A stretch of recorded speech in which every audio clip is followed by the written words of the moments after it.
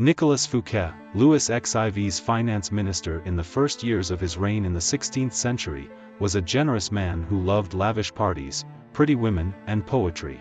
He also loved money, for he led an extravagant lifestyle. Fouquet was clever and very much indispensable to the king, so when the prime minister, Jules Mazarin, died, in 1661, the finance minister expected to be named the successor. Instead, the king decided to abolish the position. This and other signs made Fouquet suspect that he was falling out of favor, and so he decided to ingratiate himself with the king by staging the most spectacular party the world had ever seen. The party's ostensible purpose would be to commemorate the completion of Fouquet's chateau, Vaux-le-Vicomte, but its real function was to pay tribute to the king, the guest of honor. The most brilliant nobility of Europe and some of the greatest minds of the time, La Fontaine, La Rochefoucauld, Madame de Sévigné attended the party. Molière wrote a play for the occasion, in which he himself was to perform at the evening's conclusion. The party began with a lavish 7-course dinner, featuring foods from the Orient never before tasted in France, as well as new dishes created especially for the night. The meal was accompanied with music commissioned by Fouquet to honor the king.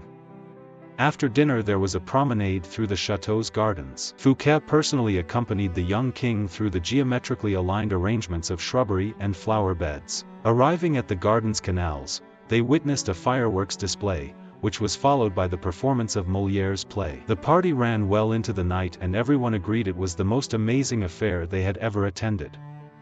The next day, Fouquet was arrested by the king's head musketeer, D'Artagnan. 3 months later he went on trial for stealing from the country's treasury. Actually, most of the stealing he was accused of he had done on the king's behalf and with the king's permission. Fouquet was found guilty and sent to the most isolated prison in France, high in the Pyrenees mountains, where he spent the last 20 years of his life in solitary confinement.